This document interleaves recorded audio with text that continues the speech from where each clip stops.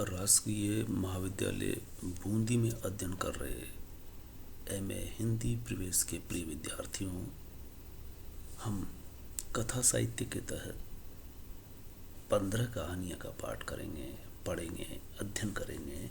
उसी कड़ी में आज हम जिंदगी और ज़ौक़ कहानी के समझने का प्रयास व्याख्यान नंबर 3 में करने वाले हैं। कहानी जिंदगी और ज़ौक़।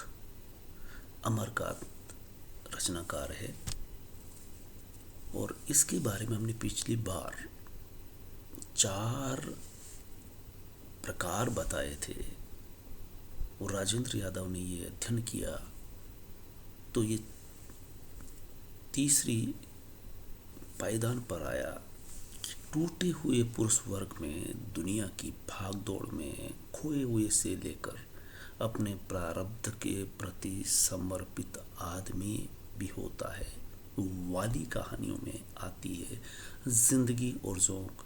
अमरकांत की डिप्टी कलेक्ट्री, मोहन राकेश की एक और जिंदगी, कमलेश्वर की खोई हुई दिशाएं, टूटे हुए पुरुष की कहानी कहेंगी। इस कड़ी में हम जिंदगी और ज़ौक़ कहानी को देखेंगे। जिंदगी और ज़ौक़ कहानी के रचनाकार अमरकांत का जन्म 1925 में होता है और ये नई कहानी लिखने वालों के दौर में कहानी रचते हैं।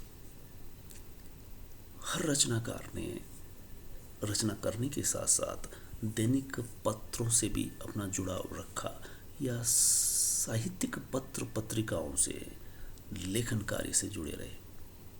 आप दैनिक पत्र से जुड़े रहे, आपने न केवल दैनिक पत्र में लिखा बल्कि पाक्षिक मासिक पत्रिकाओं का संपादन भी किए और आप जब सेवानिवृत्त होते हैं तो एक मासिक पत्रिका का संपादन कर रहे होते हैं। आपने कई रचनाएं दी, उपन्यास कोई 1 दर्जन पर लिखे, उसमें से खासकर उल्लेखनीय है सूखा पत्ता, काले उजले दिन, सुख जीवी, इन्हीं हथियारों से। और कहानी संग्रह में जिंदगी और ज़ौक़, देश के लोग, मौत का नगर, कुहासा, तूफान प्रेमचंद की परंपरा के हैं। ये रचनाकार अगर यूँ देखा जाए कि किस तरह की कहानियाँ करते हैं तो प्रेमचंद की परंपरा में इनको स्थान मिलेगा। प्रेमचंद के साथ रख करके इनको समझा जा सकता है। इनकी नेचर प्रेमचंद जैसे वर्णन करने वाली है, जैसे कफन कहानी, और कफन कहानी प्रेमचंद की एक प्रकृति को बताती है, उसी तरह की वर्णनात्मक कहानी आपकी यहाँ होती है। दूसरा, फंतासी का उपयोग नहीं किया जाता इनके द्वारा, बल्कि ये यथार्थ जीवन को देखने का प्रयास करते हैं। इस तरह से कह सकते हैं कि कहानियों में विश्वसनीय जीवन का चित्रण करते हैं, फंतासी से दूर रहते हैं। आपकी इसी तरह की उल्लेखनीय कहानी है हत्यारा, डिप्टी कलेक्ट्री, दोपहर का भोजन। इनमें सब में मध्यम वर्गीय जीवन का चित्रण होता है। मध्यम वर्गीय जीवन या मध्यम वर्ग के पात्र आपकी इन कहानियों में बखूबी देखे जा सकते हैं। जिंदगी और ज़ौक़ कहानी को हम कथ्य की दृष्टि से परिवेश और पात्र के मद्देनजर रखते हुए हम समझने का प्रयास करेंगे। कहानी का आरंभ एक शहर के एक मोहल्ले से होता है। उस मोहल्ले में सभी तरह के लोग रहते हैं, लेकिन जिस परिवार का और आसपास के वातावरण का इसमें वर्णन किया गया है, चित्रण दिखाया गया है, उसमें एक खास पात्र उभर के आते हैं, शिवनाथ बाबू। शिवनाथ बाबू का घर होता है और उसी के सामने एक भीड़ लग जाती है, शोरगुल होता है। शोरगुल को सुन करके कहानी का वाचन करने वाला, जिसे हम वाचक कहते हैं, जो कहानी में शुरू से अंत तक दिखाई देगा, उस शोरगुल को सुन करके बाहर आता है। वो देखता है कि भीड़ लगी है और बीच में एक दुबला पतला काला गंदा सा आदमी, जिसे भिखमंगा कह रहे हैं, भिखमंगा सा लगता है, उसे चोर कह करके लोग बाग उसे पीट रहे हैं। और शिवनाथ बाबू, जो इस कहानी का नायक, सेकंड नायक है, यानी नायक कहलाएगा इसमें भिखारी, और भिखारी से साबका पड़ रहा है शिवनाथ बाबू से। शिवनाथ बाबू उसे गरियाते हैं, गालियां दे रहे हैं और जोर जोर से बोलते हुए बता रहे हैं कि इसने चोरी की है। उसकी पिटाई जारी है और उसे चोर भी कहा जा रहा है। और बीच में शिवनाथ बाबू बोलते हैं कि 1-1.5 हफ्ते से मोहल्ले में आया हुआ है, हमें दया आ गई, दयावश इसे हमने घर में रखा, खाना पीना दिया।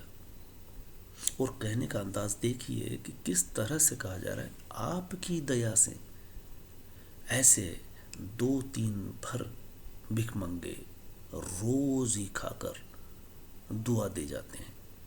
यानी हमारे यहाँ यही नहीं, ऐसे और भी है, दिन भर में ऐसे 2-3 आ जाते हैं, खा जाते हैं और चले जाते हैं दुआ देते हुए। इस तरह से ये भी एक दिन आया था और इसे हमने खाना पीना दिया। और कुछ दिन हुए कि इसने घर पर रखी हुई साड़ी जो नई थी, सूख रही थी, वो चुरा ली जाती है। इस तरह से एक कहानी शिवनाथ बाबू उस भिखारी को, जिसे वो पीट रहे हैं, जस्टिफाई कर रहे हैं, अपने मोहल्ले वालों को बता रहे हैं कि इसको क्यों कर पीटा जा रहा है। जब ये दृश्य चल ही रहा होता है, वो पीट रहा होता है, और शिवनाथ बाबू जो इसके नायक बने हुए हैं, इसी वक्त उनका बड़ा लड़का तो उसे पीट रहा था, लेकिन मझला लड़का दौड़ा दौड़ा आता है और अपने पिताजी को एक तरफ ले जा करके कुछ कहता है। लेकिन कहने के बाद दृश्य बदलता है और शिवनाथ बाबू के चेहरे पर भाव बदलते हैं। बदलते हुए वो कहते हुए भाग खड़े होते हैं। वो भाग खड़े होने से पहले कुछ शब्द कह गए। वो इस तरह से, इस बार तो साड़ी थी, वो बेशक मिल गई, लेकिन ये मत समझ लेना कि चोर नहीं है। और अपनी बात को जस्टिफाई करने के लिए क्या कहते हैं, चमार सियार डांट डपट पाते ही रहते हैं। अरे इस पर क्या पड़ी है, यानी इसको शक के कारण ही पीटा गया है, ये कुछ ज़्यादा नहीं पिटाई की। चोर चाहे तो रात रात भर मार खाते हैं और कुछ बताते भी नहीं है। यानी इसने अगर नहीं बताया तो चोरों को अगर पीटा जाए तो भी वो स्वीकार नहीं करते कि चोरी की है। इस तरह से शिवनाथ बाबू अपनी गलती दूसरे पर थोप करके फिर भी गलती स्वीकार नहीं कर रहे, बल्कि मुहावरा और कहावत का प्रयोग कर रहे। क्या कहते हैं, नीच और नींबू को दबाने से ही रस निकलता है। नीच को दबाया जाए और नींबू को दबाया जाए, इस तरह का एक अप्राकृतिक उदाहरण दिया गया है, कहें अस्वाभाविक उदाहरण दिया गया है।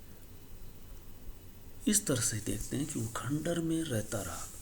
यहाँ से निकलने के बाद पहले भी वो खंडर में रह रहा था और लोग उसे कुछ न कुछ दे दिया करते थे, घर में बचा कुचा।